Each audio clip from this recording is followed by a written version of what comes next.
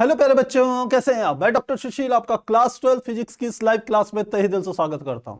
प्यारे बच्चों, आप जानते हैं हमने अपनी 8 बजे की क्लास में एक नई सीरीज शुरू करी है जो हमारी परीक्षा फोड़ू सीरीज है। तो उस सीरीज में तो हम 11th और 12th के सीक्वेंस में ही क्या करेंगे, चैप्टर वाइज चैप्टर 15 क्वेश्चंस को वहां पर सॉल्व कराएंगे, जो कि एग्जाम के लिए बहुत अधिक बेनिफिशियल है। पर उसके अलावा जो भी टाइम मिलेगा उसमें आपको एनसीईआरटी का जो हमारा कंटिन्यूएशन चल रहा था उसको कंटिन्यू रखेंगे। तो आज हम एनसीईआरटी का अगला टॉपिक ले रहे हैं जो कि प्रकाश का वर्ण विक्षेपण। वास्तव में देखा जाए तो ये जो टॉपिक है प्रकाश का वर्ण विक्षेपण, यह डायरेक्टली एनसीईआरटी ने नहीं दिया हुआ है। हाँ, इसके ऊपर बेस्ड कुछ प्राकृतिक घटनाओं का जिक्र उसने जरूर किया है। तो लेकिन हम इसको बेस से आपको समझाएंगे जिससे आपको पूरा कॉन्सेप्ट समझ में आए। इससे पहले वर्ण विक्षेपण शुरू कराएं, चैट सेक्शन में बताइए कि ऑडियो वीडियो क्लियर है। आज बच्चे बड़े कम हैं। जौनपुर का लाडला विजेंद्र कुमार बंसल, क्योंकि लगता है बच्चों को यह है कि 8 ही बजे की क्लास होगी, पर बच्चों ये एनसीईआरटी की क्लास है। फटाफट अपने रिस्पॉन्स भेजिए कि क्या ऑडियो वीडियो क्लियर है।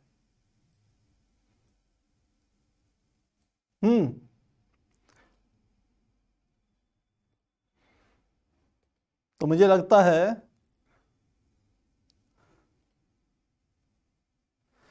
चेक कर रहा ना।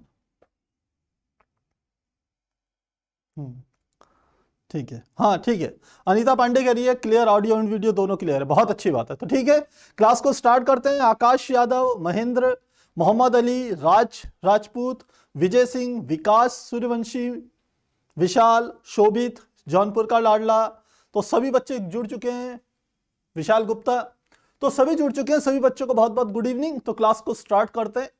तो पहला टॉपिक है प्रकाश का वर्ण विक्षेपण। हमने आपको अपनी पिछली क्लास में प्रिज्म के बारे में बताया था और वहां प्रिज्म के द्वारा जो प्रकाश का विचलन होता है उस बारे में समझाया था। अब ध्यान रखना, प्रिज्म प्रकाश के साथ दो घटनाओं को घटित करता है। पहली घटना होती है जिसे हम कहते हैं विचलन की घटना, यानी कि वो प्रकाश किरण को मोड़ देता है, इसे विचलन कहते हैं। और दूसरी जो घटना इंपॉर्टेंट होती है वह होती है हमारी वर्ण विक्षेपण की घटना, जिसे वर्ण परिक्षेपण भी कहते हैं। तो ध्यान रखना है, क्या कहा हमने कहा है प्रिज्म प्रकाश किरण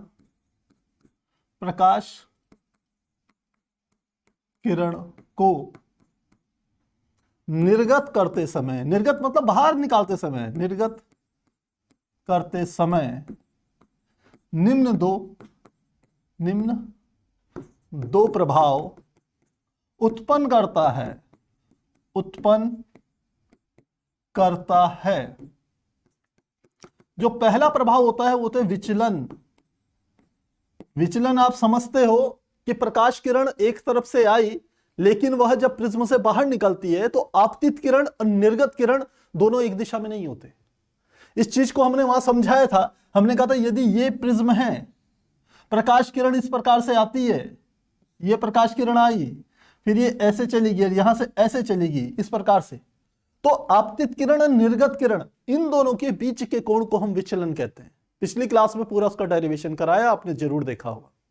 सेकंड जो दूसरी इंपॉर्टेंट घटना होती है उसे हम कहते हैं वर्ण विक्षेपण की घटना, वर्ण विक्षेपण, और इसको या परिक्षेपण भी कहते हैं।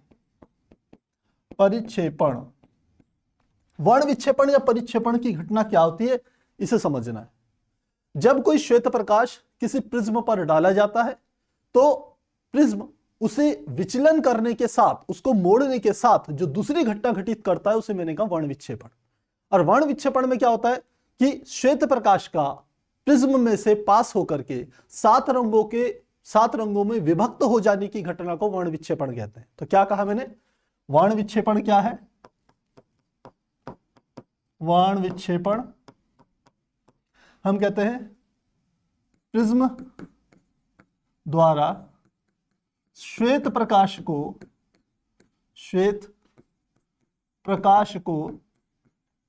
7 रंगों, जिसे आप कहते हैं VIBGYOR,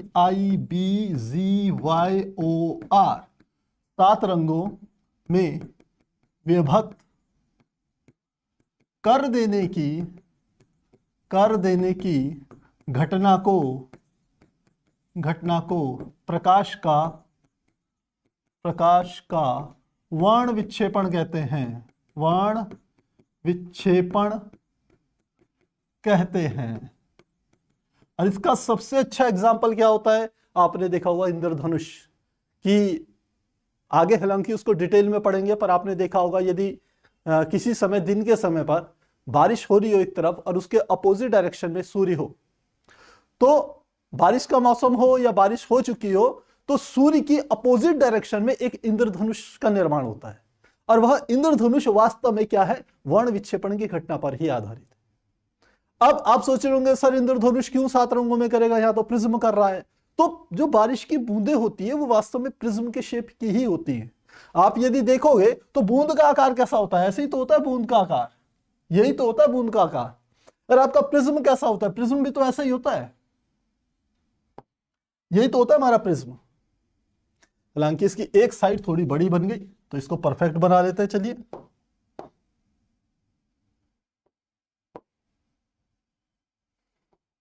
ये हमने बना लिया।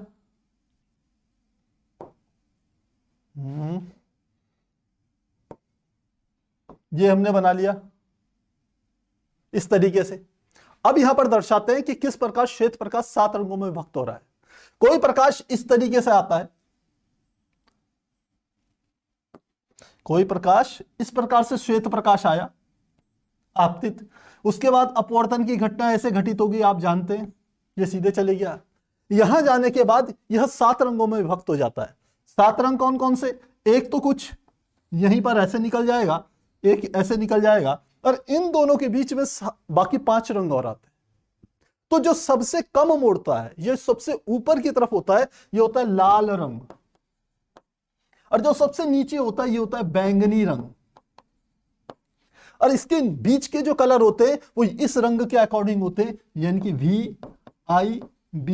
VIBGYOR, यानी कि violet, indigo, blue, green, yellow, orange, red. तो लाल रंग सबसे ऊपर की तरफ और बैंगनी रंग सबसे नीचे की तरफ, और इसके बीच में हमने कहा कितने रंग हो गए? 5 रंग और आ गए। ये इस तरीके से ये 7 रंगों में विभक्त हो गया। तो जब कोई श्वेत प्रकाश प्रिज्म में से पास होता है तो वह 7 रंगों में विभक्त हो जाता है। प्रकाश की इस घटना को ही हम कहते हैं वर्ण विक्षेपण की घटना। तो मुझे लगता है यह बात समझ में आपको आ गई होगी, काफी आसान है। और ये जो हमारा होता है, ये 7 रंगों का जो हम कह सकते हैं एक समूह होता है, इसको नाम देते हैं स्पेक्ट्रम। क्या कहा हमने? विभक्त कर देने की घटना को वर्ण विक्षेपण कहते हैं। साथ ही हमने कहा 7 रंगों के समूह को स्पेक्ट्रम कहते हैं। अब इस बूंद को हटा रहे हैं यहां से, को स्पेक्ट्रम कहते हैं, स्पेक्ट्रम कहते हैं। तो यहां पर दोनों बातें आपको क्लियर होनी चाहिए। वर्ण विक्षेपण क्या है? प्रिज्म में से प्रकाश का जाना और 7 रंगों में विभक्त हो जाना, वर्ण विक्षेपण। स्पेक्ट्रम क्या है? 7 रंगों का जो एक समूह है जो प्रिज्म से श्वेत प्रकाश के द्वारा उत्पन्न किया जा रहा है, उसको हम क्या कह देते हैं? स्पेक्ट्रम कहते हैं। तो मुझे लगता है यह बात क्लियर होगी। यदि क्लियर है तो चैट सेक्शन में बताइए प्यारे बच्चों, क्या यह क्लियर है? बिल्कुल सही, जौनपुर का लाडला लिख रहा है विप गायर, बिल्कुल सही है। संतोष, आईआईटी के लिए, हम बेटा पहले बेसिक चीजें क्लियर कर लो, बिल्कुल आईआईटी में बिल्कुल काम आएगी ये चीजें, आईआईटी में काम आएगी बेटा। सुमित कुमार कह रहे हैं 8 बजे की क्लास, बिल्कुल 8 बजे की क्लास होगी, आज क्लास 11th की क्लास होगी बेटा वहां। यूपी बोर्ड में कट गया है, लेकिन जो बच्चे कॉम्पिटेटिव की तैयारी कर रहे हैं, क्योंकि एनसीईआरटी हम पॉइंट टू पॉइंट कराएंगे, यूपी बोर्ड में भले ही कट गया इस बार के लिए, लेकिन ध्यान रखना छोटे से किसी कंपटीशन में जाओगे, क्योंकि ये 10th लेवल की चीजें हैं, ये आपके पास आएंगी जरूर। रोमन कह रहे हैं वीडियो क्लियर नहीं आ रही है। बेटा औरों के साथ ऐसी दिक्कत नहीं है रोमन, एक बार रिफ्रेश कीजिए आप। संतोष कुमार कह रहे हैं न्यू स्टूडेंट हैं, आपका स्वागत है बेटा। ठीक है, तो मुझे लगता है ये क्लियर हो गया होगा। अब बात आती है आखिर ऐसा होता क्यों है, वर्ण विक्षेपण की घटना का कारण क्या है, इसको समझते हैं। तो हम समझते हैं वर्ण विक्षेपण की घटना का कारण, रीजन क्या है आखिर।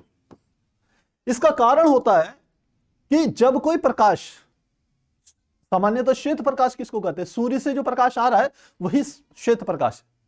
तो जब कोई श्वेत प्रकाश निर्वात अथवा वायु में चलता है तो उसकी जो चाल होती है वो होती है 3 × 10⁸, यानी कि सातों रंगों की जो चाल होती है वह निर्वात अथवा वायु में नियत होती है, कांस्टेंट होती है 3 × 10⁸ मीटर/सेकंड। क्या कहा हमने, श्वेत प्रकाश के सभी रंगों की निर्वात अथवा वायु में चाल कितनी होती है, हमने कहा 3 × 10⁸ मीटर/सेकंड, ये चाल होती है सभी की। लेकिन जैसे ही यह किसी माध्यम पे जाते हैं तो पूरे 7 रंग जो हमारे पास हैं, बैंगनी से लेकर लाल रखे, इन सब की चाल बदल जाती है। अब जब चाल बदलती है तो ध्यान रखना, जिसकी चाल सबसे ज्यादा होगी वह सबसे कम मुड़ती है, और जिसकी चाल सबसे कम होगी वो सबसे ज्यादा मुड़ेगी। पिछले डायग्राम में आपको एक बात समझाते हैं। जो हमने यहां पर ये बनाया है, ये कहते हैं बैंगनी रंग सबसे ज्यादा मुड़ गई, जो सबसे ज्यादा मुड़ेगी उसका अपवर्तनांक सबसे ज्यादा होगा, ध्यान रखना। लाल रंग सबसे ऊपर है तो ये प्रकाश किरण सबसे कम मुड़ी है, इसका मतलब इसका अपवर्तनांक सबसे कम है। अपवर्तनांक का अर्थ होता है जब कोई प्रकाश किरण एक माध्यम से दूसरे माध्यम पे जाती है तो वह अपने मार्ग से विचलित हो जाती है, जो जितनी अधिक विचलित होगी उसका अपवर्तनांक उतना ज्यादा होगा। तो लाल रंग कम मुड़ रही है तो लाल का जो अपवर्तनांक है वह क्या है, कम। तो यहीं पे लिख लेते हैं, अपवर्तनांक को हम लिखते हैं म्यू से रिप्रेजेंट करते हैं या एन से रिप्रेजेंट करते हैं। तो चलिए हम लिख लेते हैं एन, लिख लेते हैं अपवर्तनांक एन। तो एन आर लाल रंग का छोटा होता है किससे, एन वी वायलेट रंग से। तो इस बात को अगले पेज में लिख लेते हैं। क्या कहा हमने कि लाल रंग का अपवर्तनांक, ये सब चीजें एक एक नंबर के प्रश्नों में पूछी जाती है। लाल रंग का अपवर्तनांक जिसे हम एन आर कहेंगे, इसका मान, लाल रंग का अपवर्तनांक एन आर है, और दूसरा लिखते हैं बैंगनी रंग का अपवर्तनांक जिसे हम किससे प्रदर्शित कर रहे हैं, एन वी से। तो ध्यान रखना हम लिख रहे हैं एन आर का मान छोटा होता है किससे, एन वी से। लाल रंग का अपवर्तनांक कम है, बैंगनी रंग का ज्यादा है। अब साथ ही में हम क्या बात कर रहे हैं कि जिस रंग के प्रकाश की चाल अधिकतम होती है, अधिक होती है उसका अपवर्तनांक कम होता है। तो यहां से हमें एक बात पता चल गई कि अपवर्तनांक में और तरंग की चाल में व्युत्क्रमानुपाती का संबंध होता है। यानी कि हम कहें कि जो n होगा वह तरंग की चाल, यानी कि हम जिसे v से रिप्रेजेंट करते हैं, इसके व्युत्क्रमानुपाती संबंध में होगी। अब ध्यान रखना, लाल रंग की तरंग दैर्घ्य की चाल सबसे ज्यादा होती है और बैंगनी की हम कह देंगे सबसे कम होती है। हाँ बिल्कुल सही है। देखिए हम लिखते हैं जो वी आर होगा, यानी कि लाल रंग की जो चाल होगी वो क्या होगी, वी, और दूसरा हमारा हो गया वायलेट, इससे क्या होगी, ज्यादा होगी। क्या कहा हमने, लाल रंग के प्रकाश की चाल बैंगनी रंग के प्रकाश की चाल से काफी ज्यादा होती है। और इस रिलेशन को आप ध्यान में रखेंगे तो लाल रंग की तरंग की चाल ज्यादा है तो इसका अपवर्तनांक कम होगा, बैंगनी रंग के जो तरंग की चाल वो कम है इसलिए क्या होगा, इसका अपवर्तनांक ज्यादा होगा। तो यदि ये रिलेशन आपने समझ लिया तो आप इस वाली इक्वेशन को, इसको और इसको दोनों को बना सकते हो। यहां लिख भी लेता हूं, जहां n क्या है, अपवर्तनांक, और v क्या है, चाल है। बस ये रिलेशन आपने ध्यान रखना। तो क्या ये क्लियर है?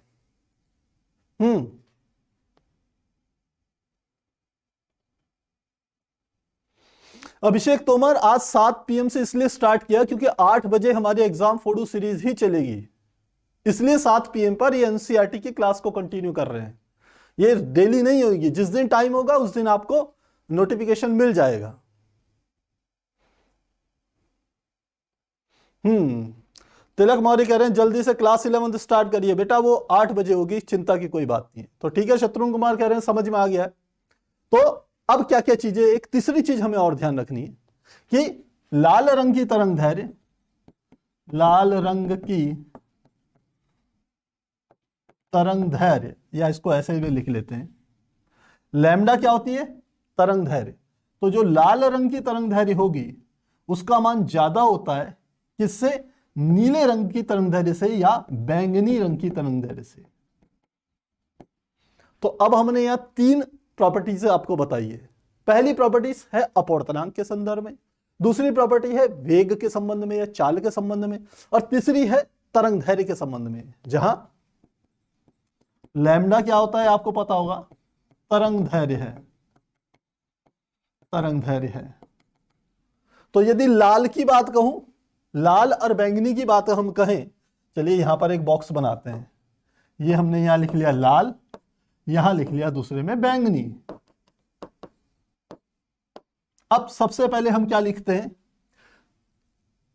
पहले वो लिख लेते हैं, वेग लिख लेते हैं। तो वी आर का मान क्या है, ज्यादा है किससे, वी भी से, पहला रिलेशन। दूसरा, लैम्डा लाल, लैम्डा रेड यानी कि लाल का तरंग दैर्ध्य बड़ी होगी लैम्डा वी से, दूसरा रिलेशन। तीसरा रिलेशन अपवर्तनांक का, यानी कि एन आर, अब की बार उल्टा आएगा किससे, एन वी से। तो यदि ये टेबल याद हो जाए आपको, ये रिलेशन याद हो जाए, तो आप एक एक नंबर के जितने प्रश्न आते हैं इसके ऊपर बेस्ड में, वो घुमा फिरा के बातें करेंगे आपसे, वो सारी के सारे क्या हो जाएंगे, आप आसानी से सॉल्व कर लेंगे। ये टेबल और ये रिलेशन आपको आने चाहिए। जौनपुर का लाडला बायोलॉजी क्लास के लिए कह रहे हैं बेटा आज मैडम कुछ अस्वस्थ हैं, इस कारण से आज क्लास नहीं हो पाई है। तो जैसे ही स्वस्थ होंगे बिल्कुल आपको क्लास मिल जाएगी।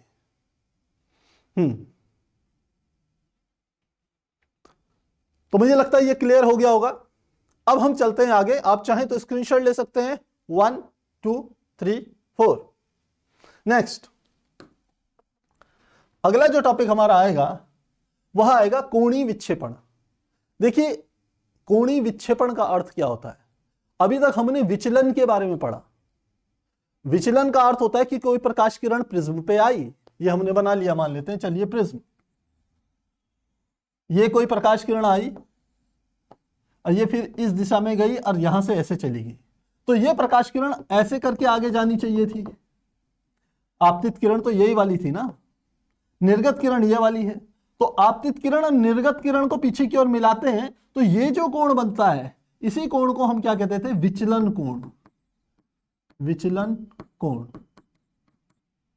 तो कोणीय विक्षेपण क्या होता है, कोणीय विक्षेपण का अर्थ होता है कि जो हम स्पेक्ट्रम कह रहे हैं वह स्पेक्ट्रम कितना बड़ा अथवा कितना छोटा बनेगा, यह कोणीय विक्षेपण के द्वारा ही हमें ज्ञात करता है।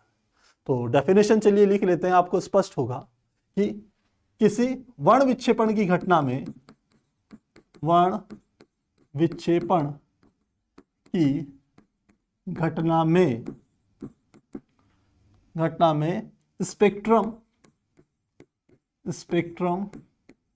की चौड़ाई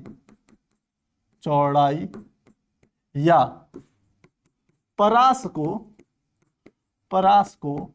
कोणीय विक्षेपण द्वारा प्रदर्शित किया जाता है। जाता है। अर्थ क्या हुआ इसका कि जो 7 रंग बने हैं वो 7 रंग इतनी छोटी सी जगह में बनेंगे या इतनी बड़ी जगह में दिखाई देंगे। इसी को हम क्या कह देते हैं, कोणीय विक्षेपण के द्वारा प्रदर्शित करते हैं। और कोणीय विक्षेपण क्या है, हम कह सकते हैं कि जो हमारे पास 2 प्रकाश किरणें मिली हैं, एक छोर पर हमें लाल मिलती है और दूसरे छोर पर बैंगनी मिलती है। यदि इन दोनों के विचलित होने वाले कोण को हम समझें या विचलन कोण को समझें तो उन दोनों का अंतर ही कोणीय विक्षेपण कहलाता है। फार्मूला क्या होगा, कोणीय विक्षेपण को मैं रिप्रेजेंट करता हूं थीटा से, तो थीटा बराबर क्या होगा, डेल्टा आर या delta we minus delta R, इसके बराबर होगा। एक बार एग्जैक्ट देख लें, delta we minus delta R. अब ये वाला फार्मूला होता है हमारे पास। यहां पर डेल्टा वी क्या है, बैंगनी रंग के लिए विचलन कोण, और दूसरा हमारा क्या होता है, डेल्टा आर लाल रंग के लिए विचलन कोण। ये होती है दोनों की दोनों बातें। तो ये थीटा ही ये बताएगा कि जो 7 रंग के कारण स्पेक्ट्रम बनेगा वो कितना फैला हुआ होगा। थीटा का मान ज्यादा होगा तो फैलाव ज्यादा होगा, और थीटा का मान कम होगा तो फैलाव कम होगा।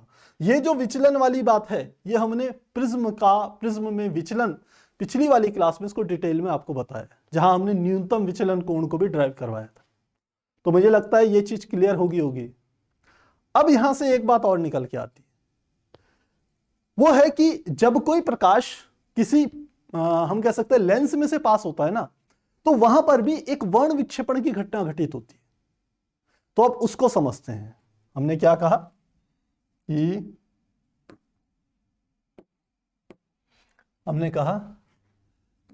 लेंस द्वारा श्वेत प्रकाश का वर्ण विक्षेपण। अब आप कहेंगे सर लेंस द्वारा क्यों होगा।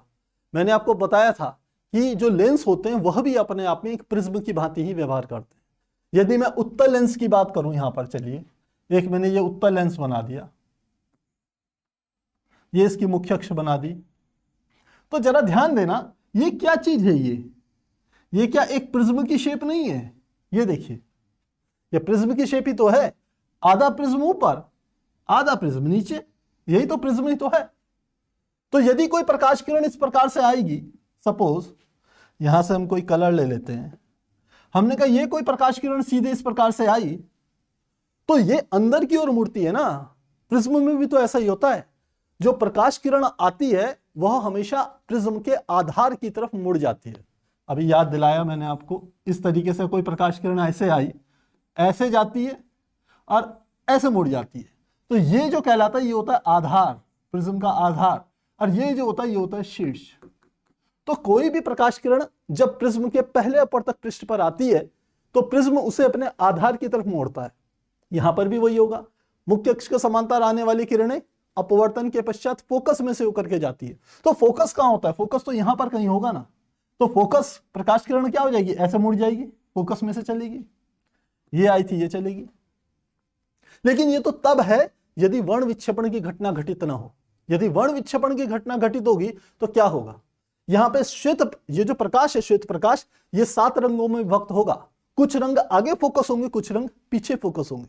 पीछे कौन फोकस होगा, जिसका अपवर्तनांक सबसे ज्यादा है। तो क्या होगा, ध्यान देना, यहीं पर बना देते हैं। हमने कहा ये 7 रंगों में विभक्त हो गया, एक रंग यहां पर, एक रंग यहां पर, इस जगह पर, यहां पर लेते हैं इसको।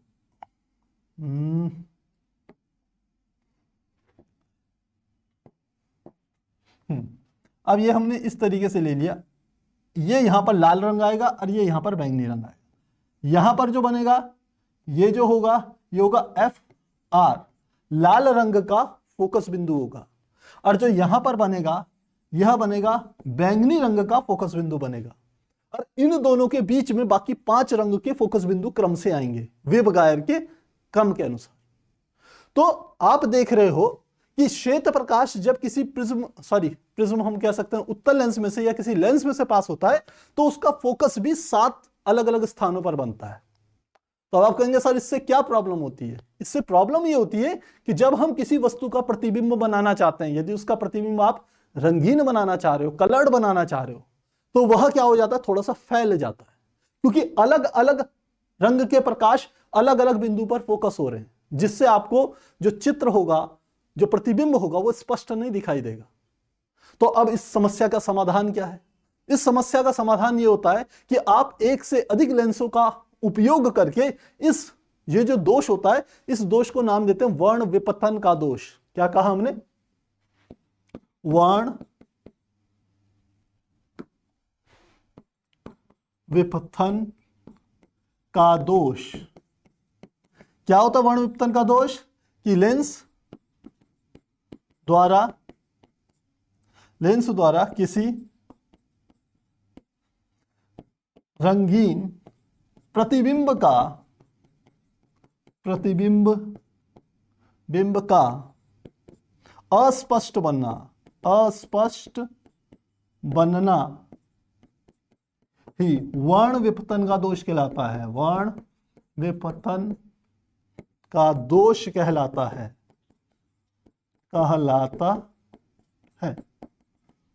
और क्यों होता है वर्ण विपथन का दोष? प्रकाश के वर्ण विक्षेपण की घटना के कारण। इसका कारण प्रकाश के वर्ण विक्षेपण की घटना है। वर्ण विक्षेपण की घटना है। वर्ण विक्षेपण की घटना होती है इसका कारण। तो अब इतना तो हमें पता चल गया। अब बात आती है, बहुत बार ये पूछा जाता है कि आखिर इस दोष का निवारण क्या होता है। इस दोष का निवारण हमने कहा कि एक से अधिक लेंसों को जोड़ करके, संयुक्त करके हम वर्ण विपथन के दोष को क्या करते हैं, दूर करते हैं। और जब एक से अधिक लेंसों को आपस में जोड़ करके वर्ण विपथन के दोष को हटाया जाता है तो लेंसों का वह युग्म कहलाता है अवर्णक लेंस। बहुत बार एग्जाम में पूछा जाता है। किताब खोल के पिछले साल के क्वेश्चन पेपर उठा के देखिएगा, वहां पूछा रहता है 1 नंबर के प्रश्न में, अवर्णक लेंस से आप क्या समझते हैं? तो अवर्णक लेंस, लेंसों का वह युग्म जो कि वर्ण विपथन के दोष को दूर करता है, उसी को हम अवर्णक लेंस कहते हैं। तो क्या कहा हमने? लेंसों के युग्म का उपयोग कर वर्ण विपथन के दोष को दूर किया जाता है।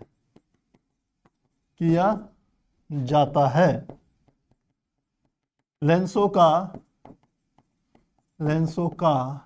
यह युग्म अवर्णक लेंस कहलाता है। अवर्णक लेंस कहलाता है। तो इतनी बात ध्यान रखना है कि अवर्णक लेंस क्या होते हैं आपको पता होना चाहिए इस बात, और वर्ण विपथन का दोष क्या होता है यह भी पता होना चाहिए। तो मुझे लगता है यह चीज आपको क्लियर होगी। तो स्क्रीनशॉट लेना चाहेंगे? स्क्रीनशॉट लेंगे 1 2 3 4। चलिए अब आगे चलते हैं। अगला है सूर्य के प्रकाश के कारण कुछ प्राकृतिक परिघटनाएं।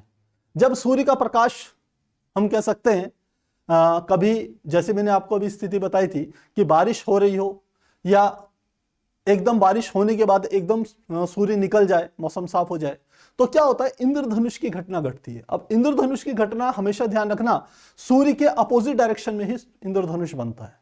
यानी कि सूर्य यदि पूरब में होगा तो पश्चिम में बनेगा, और पश्चिम में होगा लगभग अपोजिट डायरेक्शन में बनता है, पहली बात। अब इंद्रधनुष 2 प्रकार के होते हैं, एक होता है प्राथमिक इंद्रधनुष और दूसरा होता है द्वितीयक इंद्रधनुष। कौन कौन से हमने कहे? प्राथमिक इंद्रधनुष और दूसरा होता है द्वितीयक इंद्रधनुष। इंद्रधनुष 2 इंद्रधनुष हो गए, प्राथमिक और द्वितीयक। प्राथमिक इंद्रधनुष आप सब मैक्सिमम देखते हैं, केवल एक ही इंद्रधनुष बन रहा है, स्पष्ट बन रहा है, बिल्कुल तीक्ष्ण बन रहा है, आपको साफ दिखाई दे रहा है, तो वो प्राथमिक इंद्रधनुष होता है। खास बात क्या होती है, लाल रंग ऊपर होता है और बैंगनी रंग नीचे। प्राथमिक इंद्रधनुष में लाल रंग ऊपर तथा बैंगनी रंग नीचे होता है, यह स्पष्ट होता है। पहली बात। और द्वितीयक इंद्रधनुष क्या होता है, आप कभी देखना प्राथमिक इंद्रधनुष के ऊपर ही बहुत कम बार बनता है, एक और इंद्रधनुष बनता है, उसे कहते हैं द्वितीयक इंद्रधनुष। उसकी खास बात क्या होती है, उसमें ये कलर पलट जाते हैं। तो द्वितीयक इंद्रधनुष में बैंगनी रंग ऊपर तथा लाल रंग नीचे बनता है, यह धुंधला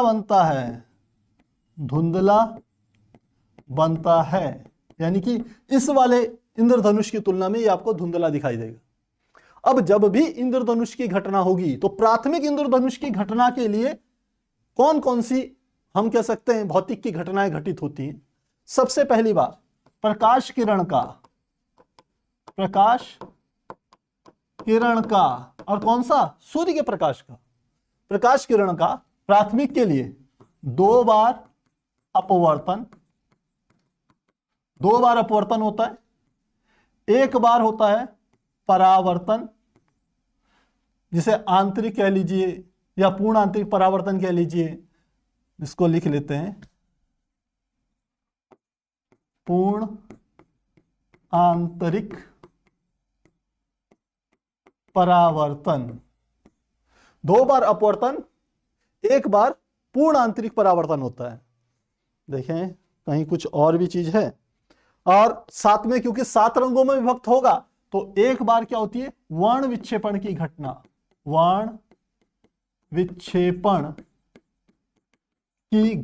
ये तो होगी क्योंकि 7 रंगों में विभक्त हो रहा है, तो ये घटना घटित होती है। ध्यान रखना, 2 बार अपवर्तन, 1 बार पूर्ण आंतरिक परिवर्तन और 1 बार वर्ण विक्षेपण की घटना प्राथमिक इंद्रधनुष में।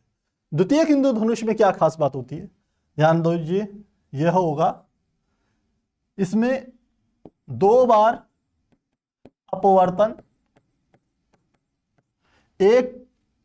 1 बार वर्ण विक्षेपण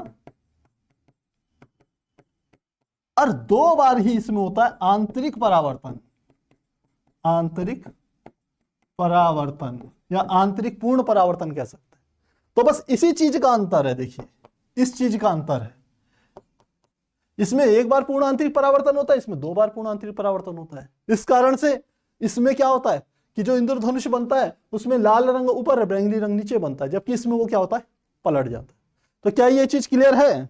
फिर इसके बाद एनसीईआरटी का डायग्राम आपको बताएंगे, स्क्रीनशॉट लेंगे 1 2 3 4।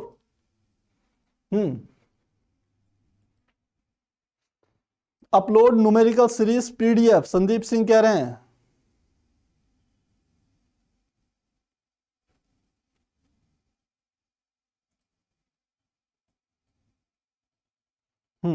ठीक है, तो मुझे लग रहा है ये क्लियर हो गया होगा। अब इसका डायग्राम को समझ लेते हैं। चलिए एनसीईआरटी का डायग्राम ही समझा रहे हैं सीधे आपको। सबसे पहले इसको समझिए, यहां से जो आ रहा है, ये जो आएगा, ये आ रहा है सूर्य का प्रकाश। क्या आ रहा है? सूर्य का प्रकाश। ये आया, ये क्या है? ये बूंद है, जल की बूंद, ये जल की बूंद है। सामान्य घटना बता रहे, ये श्वेत प्रकाश यहां से आया, इस बिंदु पर क्या घटना घटित हुई? अपवर्तन की घटना। क्या हो रहा है अपवर्तन की घटना में कि यहां से प्रकाश आया और जब एक माध्यम से दूसरे माध्यम में जाएगा तो अपना मार्ग विचलित कर लेगा। तो एक अपवर्तन की घटना यहां घट रही है। अब यहां पर एक और घटना घटित हो रही है जिसे हम कहते हैं वर्ण विक्षेपण की घटना, क्योंकि यहां पर यह प्रकाश 7 रंगों में विभक्त हो रहा है, जिसमें लाल रंग का सबसे कम ऊपरी की ओर रह रहा है, जिस दिशा से आपतित किरण है उसी दिशा में लाल है, जबकि बैंगनी ज्यादा मुड़ रहा है, ये नीचे की ओर मुड़ गया। तो ये लाल रंग चलेगी, ये बैंगनी चले गया। तो यहां पर 2 घटनाएं घटित हो रही हैं, एक कौन सी घटना, यहां पर पहली अपवर्तन और दूसरी वर्ण विक्षेपण। वर्ण विक्षेपण, ये दो घटनाएं यहां पर हो रही है। इस जगह पर क्या हो रहा है, लाल रंग और बैंगनी रंग दोनों परावर्तित हो रहे हैं, तो यह है पूर्ण आंतरिक परावर्तन। एक बार क्या हो रहा है, पूर्ण आंतरिक परावर्तन, ये यहां पर हो रहा है परावर्तन। फिर इस बिंदु पे आइए, ये जो दो बिंदु हैं, यहां पर फिर से एक बार क्या घटना घटित हो रही है, अपवर्तन की। इन बिंदुओं पर क्या घटना घटित हो रही है, अपवर्तन की। तो जब प्राथमिक इंद्रधनुष बनेगा तो उसमें एक बार अपवर्तन यहां और एक बार अपवर्तन यहां होगा, तो अपवर्तन दो बार हो गया। दूसरे नंबर पे इस बिंदु पर क्या हो रहा है, वर्ण विक्षेपण की घटना घटित हो रही है। तो एक वर्ण विक्षेपण की घटना यहां, चलिए यहां पे आप कंफ्यूज ना हो तो इसलिए थोड़ा सा इसको हटा देते हैं और यहां पर एक बार लिख लेते हैं वर्ण विक्षेपण। तो यहां पर एक बार वर्ण विक्षेपण की घटना घटित हो रही है। इस बिंदु पर पूर्ण आंतरिक परावर्तन हो रहा है, यानी कि प्रकाश किरण बैंगनी और लाल परावर्तित होकर के इस दिशा में आ रही है, वो आगे नहीं जा रही है दूसरे माध्यम में। तीसरा, इस बिंदु पर फिर से अपवर्तन की घटना घटित हो रही है, क्योंकि प्रकाश किरण जल से वायु में जा रही है। तो यहां पर ये हमारी निर्गत किरणें होगी, ये बैंगनी किरण और ये लाल किरण। अब आपके दिमाग में आ रहा होगा सर बैंगनी तो ऊपर है, लाल तो नीचे है। तो इस हिसाब से देखा जाए तो लाल नीचे बनना चाहिए, बैंगनी ऊपर बनना चाहिए, लेकिन ऐसा नहीं होता। इसको बताने के लिए यहां दूसरा डायग्राम है, उसमें समझेंगे। यहां ध्यान देने वाली बात क्या है कि जो बैंगनी रंग होता है ये बनाता है 40 डिग्री का कोण। ये बैंगनी रंग बना रहा है 40 डिग्री का कोण आपतित किरण के साथ, और ये जो लाल रंग होता है यह बनाता है हमारा कितने डिग्री का कोण, 42 डिग्री का कोण। ये एग्जाम में पूछे जाने वाले प्रश्न है।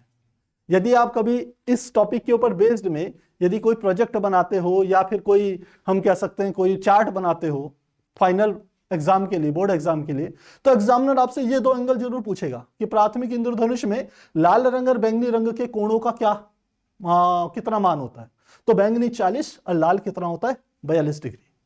अब इस चीज को यहां पर समझिए, ये घटना तो यहां पर हो गई, यहां से प्रकाश किरण आई, सूर्य का प्रकाश आया, यहां पर भी आया, एक बूंद यहां थी और एक बूंद यहां थी, दोनों बूंदों के लिए अलग अलग आया। देखिए ये बूंद यहां और ये बूंद यहां। अब इस बूंद से भी दो प्रकाश किरणें निकली, एक बैंगनी निकली यहां पर इस बिंदु से, एक बैंगनी निकल गई, एक लाल निकल गई। यहां पर कौन सा था, यहां पर एक देखने वाला था, यानी कि जिसे कहते हैं दर्शक। दर्शक यहां पर स्थित था। तो ऊपर वाली बूंद से जो लाल वाली प्रकाश किरण वो इसके नेत्र पर पड़ती है, और नीचे वाली बूंद से जो बैंगनी किरण है वह इसके नेत्र पर पड़ती है। तो लाल ऊपर रहती है और बैंगनी नीचे रहती है दर्शक की आंख पर। ध्यान रखना इस बात को, जो देखने वाला है उसकी आंख पर लाल रंग ऊपर रहता है और बैंगनी रंग नीचे रहता है। इसलिए प्राथमिक इंद्रधनुष में लाल रंग हमें ऊपर दिखाई देता है, बैंगनी रंग नीचे दिखाई देता है। तो मुझे लगता है ये बात क्लियर होगी। यहां पर एंगल तो आप जानते ही हैं, जो बैंगनी रंग का होगा वो 40 डिग्री होगा और जो लाल रंग होगा वो कितना होगा, 42 डिग्री होगा, जैसे कि यहां पर बनाए गए। तो मुझे लग रहा है ये एनसीईआरटी का डायग्राम अब आपको समझ में आ गया होगा। ये सिंगल हमको एक बूंद के बारे में बता रखा, कैसे अपवर्तन, पूर्ण आंतरिक परावर्तन और वर्ण विक्षेपण की घटना घटित होगी। ऐसी ही दो बूंदों को बना करके किसी दर्शक के नेत्र पर कैसे 7 रंग पड़ते हैं उसको यहां पर दर्शाया गया। तो मुझे लग रहा है क्लियर होना चाहिए। ठीक है। रही समेत कह रहे हैं सर 7 बजे बता देना चाहिए, ओल्ड सीरीज चलेगी। नहीं बेटा, 7 बजे ओल्ड सीरीज नहीं चल रही है। जिस दिन टाइम होगा बिल्कुल आपको नोटिफिकेशन मिलेगा, हम पहले ही अपलोड कर देंगे इस चीज को, तो आप उस दिन देख सकते हैं। जिस दिन टाइम मिलेगा उस दिन क्लास चलाएंगे। तो मुझे लगता है ये क्लियर हो गया होगा। आप चाहें तो ले सकते हैं इसका स्क्रीनशॉट, फिर चलते हैं आगे। अब समझेंगे द्वितीयक इंद्रधनुष के बारे में। आज क्लास मुझे लग रहा है लंबी हो जाएगी, थोड़ा तेजी से करना पड़ेगा। देखिए द्वितीयक इंद्रधनुष में क्या होता है, ये हमारे पास हम कह सकते हैं सूर्य का प्रकाश आ रहा है, ये सूर्य का प्रकाश ऐसे गया, और ये दूसरी बूंद के लिए भी सूर्य का प्रकाश ऐसे चले गया। ये दूसरी बूंद के लिए सूर्य का प्रकाश है। क्या है, यह है सूर्य का प्रकाश, यह है सूर्य का प्रकाश, दोनों के लिए चले गया। अब यहां पर क्या हो रहा है, देखिए यहां पर अपवर्तन की घटना घटित हो रही है, यहां पर अपवर्तन की घटना घटित हो रही है, 2 बार अपवर्तन की घटना हो गई। यहां पर हम देख रहे हैं कि पूर्ण आंतरिक परावर्तन भी 2 बार हो रहा है, एक बार यहां पर पूर्ण आंतरिक परावर्तन, एक बार यहां पर पूर्ण आंतरिक परावर्तन। और इस बिंदु पर अपवर्तन के साथ साथ क्या हो रहा है, वर्ण विक्षेपण की घटना भी घटित हो रही है, जिसके कारण 2 प्रकाश किरणें निकल रही है, एक लाल वाली और एक बैंगनी वाली, ये 2 निकल रही है। अब ऐसी ही घटना यहां पर दूसरी बूंद में भी हो रही है। दर्शक जो है नेत्र वाला वो यहां पर है, नेत्र यहां पर है, जो देखने वाला दर्शक है वो यहां पर है। तो ऊपर वाली बूंद की जो किरण नीचे आ रही है बैंगनी, उसे वो दिखाई देती है, और नीचे वाली बूंद से जो प्रकाश किरण लाल वाली आ रही है वो उसे दिखाई देती है। तो इसके नेत्र पर बैंगनी रंग ऊपर और लाल रंग नीचे बनता है। यह क्या आएगा, बैंगनी ऊपर, और ये वाला क्या है, लाल नीचे। और यह क्या बनाता है, द्वितीयक इंद्रधनुष का यहां पर निर्माण होता है। ध्यान देना, यहां पर लाल रंग का जो कोण होता है, लाल रंग का कोण होता है 50 डिग्री, और जो बैंगनी रंग का कोण होता है, ये वाला बैंगनी रंग का कोण है, ये होता है 53 डिग्री। जैसे वहां 40 और 42 होता था, यहां पर होता है 50 और 53 डिग्री। तो ये चीज आपने समझनी है कि किस प्रकार से यहां पर 2 बार आंतरिक परावर्तन हो रहे हैं। तो इस प्रकार से द्वितीयक इंद्रधनुष का निर्माण होता है। क्योंकि 2 बार आंतरिक परावर्तन हो रहा है, इसलिए प्रकाश की तीव्रता घट जाती है और द्वितीयक इंद्रधनुष हमें हल्का दिखाई देता है, धुंधला दिखाई देता है, स्पष्ट नहीं दिखाई देता। मुझे लग रहा है ये क्लियर हो गया होगा। ठीक है, ओके। अब स्क्रीनशॉट लेना चाहेंगे, स्क्रीनशॉट लेंगे। 1 2 3 4। अब आता है हमारे पास, पहला है प्रकाश का प्रकीर्णन। प्रकीर्णन क्या चीज हुई? प्रकीर्णन का अर्थ होता है कि प्रकाश किरण का छोटे छोटे, हम कह सकते हैं किसी खुरदुरे पृष्ठ से, किसी सूक्ष्म आकृति के कणों, सूक्ष्म आकार के कणों के खुरदुरे पृष्ठ के द्वारा प्रकाश के फैल जाने की घटना को प्रकाश का प्रकीर्णन कहते हैं। क्या कहा हमने? श्वेत प्रकाश, श्वेत प्रकाश के किसी खुरदुरे पृष्ठ से टकराकर फैल जाने की घटना को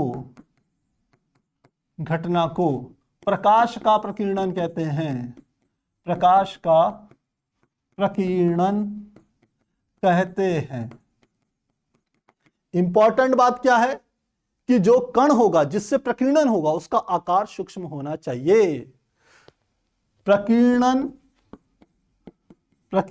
की घटना के लिए प्रकीर्णित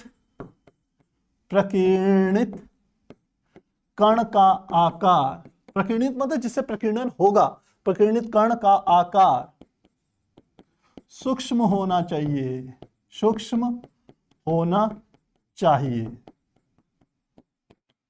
तो मेन बात यहां पर यह है। अब किस प्रकाश, क्योंकि हम देखते हैं आकाश का रंग हमें नीला दिखाई देता है, तो हमें लाल क्यों नहीं दिखता, हरा क्यों नहीं दिखता, पीला क्यों नहीं दिखता? तो यह प्रकाश के प्रकीर्णन की घटना पर आधारित है। और आप कहेंगे कि सर सूर्य के प्रकाश में तो 7 घटक होते हैं, तो केवल नीला ही क्यों दिखता है? तो इस बात को समझाने में एक साइंटिस्ट थे रैले। रैले ने प्रकीर्णन का एक नियम दिया था, जिसे रैले के प्रकीर्णन का नियम कहते हैं। क्या कहा था रैले ने प्रकीर्णन के लिए? रैले का नियम यह कहता है कि जो प्रकीर्णन होगा वह प्रकाश की तरंगदैर्घ्य की चतुर्थ घात के व्युत्क्रमानुपाती होता है। क्या हमने कहा कि प्रकाश का प्रकीर्णन क्या होगा? व्युत्क्रमानुपाती होगा 1/λ की घात 4 के। क्या कहा कि किसी प्रकाश के प्रकीर्णन की तीव्रता उसकी तरंगदैर्घ्य की चतुर्थ घात के व्युत्क्रमानुपाती होता है, व्युत्क्रमानुपाती होता है चतुर्थ घात के। अब नीले रंग का क्यों होता है? हम डायग्राम जानते हैं कि एक फार्मूला होता है VIB/VYOR, ये होता है। इसमें नीले रंग की जो तरंग दैर्घ्य होती है लैम्डा, वो होती है न्यूनतम, लैम्डा न्यूनतम। और लाल रंग के लिए लैम्डा का मान होता है अधिकतम, ये होता है। तो आप कहेंगे कि सर यदि इस फार्मूले को लगाया जाए तो बैंगनी रंग दिखना चाहिए आसमान में। निश्चित रूप से बैंगनी का प्रकीर्णन ज्यादा होता है, लेकिन हमारी नेत्रों की जो सुग्राहिता की जो बात है वो ना तो बैंगनी के लिए इतनी अच्छी होती है, वायलेट कलर के लिए, ना इंडिगो के लिए होती है। तो वो किसके लिए होती है? जो तीसरा कलर होता है ब्लू कलर, इसके लिए हमारी नेत्रों की सुग्राहिता ज्यादा होती है। लिख भी लेते हैं, नेत्रों की सुग्राहिता ज्यादा होती है किसकी तुलना में? ये V और I की तुलना में, वायलेट और इंडिगो इन दो कलर की तुलना में ब्लू कलर की जो सुग्राहिता होती है ज्यादा होती है। तो अब प्रकीर्णन होगा सबसे ज्यादा किसका होगा? वायलेट का, फिर इंडिगो का, फिर ब्लू का। ये दोनों हमारे नेत्र के लिए सुग्राही नहीं है, इसलिए आसमान का कलर हमें नीला दिखाई देता, ब्लू दिखाई देता। ये रैले के नियम के अनुसार आता है। तो मुझे लगता है ये बात क्लियर होगी। रैले का नियम जरूर याद रखना, बहुत बार एग्जाम में पूछते हैं। आगे समझे, इसके ऊपर एप्लीकेशन समझते हैं। सबसे पहले आकाश का नीला क्यों दिखाई देता है? रीजन मैंने बता दिया, क्योंकि जो नीला रंग नेत्रों के लिए वायलेट तथा इंडिगो से अधिक सुग्राही होता है, अधिक सुग्राही होता है। क्योंकि सबसे ज्यादा प्रकीर्णन किसका होगा? वह होगा बैंगनी रंग का, वायलेट रंग का, सॉरी। तो प्रकीर्णन जो होगा वो किसका होगा? सबसे ज्यादा हम लिखेंगे वायलेट का सबसे ज्यादा होगा, उससे कम किसका होगा? इंडिगो का होगा, उससे कम किसका होगा? ब्लू कलर का होगा, फिर ग्रीन, येलो, ऑरेंज और लास्ट में आएगा रेड, यानी कि लाल आ गया। तो इन दोनों की सुग्राहिता तो कम है, तो इसलिए ब्लू कलर सबसे ज्यादा हमारे को आसमान में फैला हुआ दिखाई देता है। तो यहां ये बात आपको क्लियर हो जानी चाहिए। आगे देखें, अगला आता है बादलों का सफेद दिखाई देना। भाई बादल क्यों सफेद दिखते हैं? वो क्यों नहीं रंग बिरंगे दिखते? वो क्यों नहीं बैंगनी दिखाई देते? उसका रीजन ये होता है कि बादलों के जो कण होते हैं, रैले ने एक बात स्पष्ट करी थी, उसने कहा भाई प्रकीर्णन की घटना केवल तभी होगी यदि कणों का आकार अत्यधिक सूक्ष्म हो। क्या कहा उसने? प्रकीर्णन की घटना तभी होगी जब प्रकीर्णन करने वाले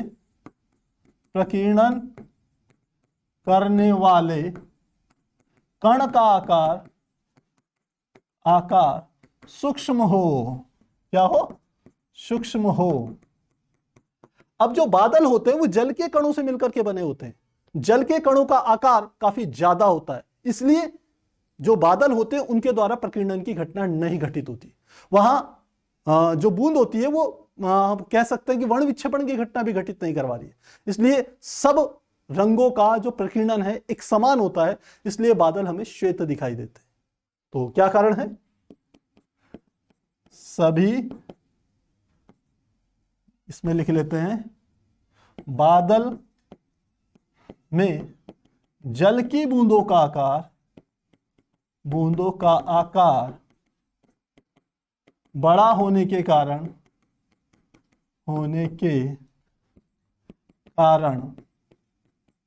प्रकीर्णन नहीं होता, या किसी विशेष रंग के लिए प्रकीर्णन ज्यादा या कम नहीं होता, ये इसका रीजन होता है। लास्ट में देखते हैं, काफी बार पूछा जाता है कि सूर्योदय तथा सूर्यास्त के समय सूर्य का रक्ताभ या लाल रंग क्यों दिखाई देता है? उसका रीजन क्या है? उसका रीजन है कि सूर्योदय और सूर्यास्त के समय पर पृथ्वी और सूर्य के बीच की दूरी सबसे ज्यादा हो जाती है। अब अभी हमने आपको समझाया कि जो लाल रंग होता है उसकी तरंगदैर्घ्य भी ज्यादा होती है, उसकी चाल भी ज्यादा होती है, लेकिन उसका प्रकीर्णन सबसे कम होता है। प्रकीर्णन का मतलब होता है फैलना। तो जब सूर्य हमसे अत्यधिक दूरी पर होता है तो बाकी सारे रंगों का प्रकीर्णन क्योंकि लाल से ज्यादा है तो वो मुड़ जाएंगे, दाएं बाएं हो जाएंगे, लेकिन सबसे लास्ट में हमारी आंखों पर, नेत्र पर जो प्रकाश पड़ेगा वो केवल लाल ही बचेगा। इसीलिए हम कहते हैं कि सूर्योदय और सूर्यास्त के समय पर हमारे को लाल दिखाई देता है क्षितिज, वहां बैंगनी नहीं दिखाई देता, वहां पर पीला नहीं दिखाई देता, हमें लालिमा दिखाई देती है। उसका रीजन ये है, डिस्टेंस ज्यादा होने के कारण। और यही रीजन है, प्रकीर्णन की घटना का कारण है कि आप देखते होंगे जो खतरों के निशान होते हैं वो क्या करे जाते हैं, काफी अधिक लाल के ही बनाए जाते हैं जितने भी डेंजर के निशान होते हैं, क्योंकि जो रेड कलर होता है काफी दूर से विजिबल होता है। तो उसका ये मूल कारण है। तो मुझे लग रहा है ये बात समझ में आ गई होगी कि लाल इसलिए दिखाई देते हैं क्योंकि सूर्य तथा पृथ्वी अत्यधिक दूरी पर होते हैं,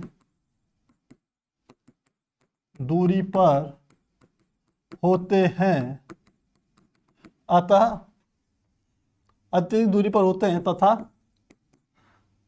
लाल रंग का प्रकीर्णन सबसे कम होने के कारण, लाल रंग का प्रकीर्णन व अपवर्तन भी कह सकते हैं, अपवर्तन सबसे कम होने के कारण नेत्रों तक केवल लाल प्रकाश ही पहुंच पाता है, लाल रंग का प्रकाश ही पहुंच पाता है, प्रकाश ही पहुंच पाता है। इसीलिए हमें क्या होता है, सूर्योदय और सूर्यास्त के समय पर रक्ताभ दिखाई देता है, रेड रंग का दिखाई देता है।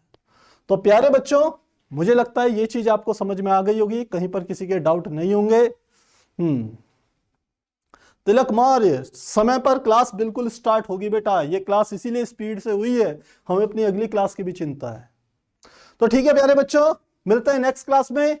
अब इसके बाद होगी हमारी क्लास 11th की एग्जाम फोड़ू सीरीज। तो मिलते हैं उस क्लास में, तब तक के लिए गुड बाय।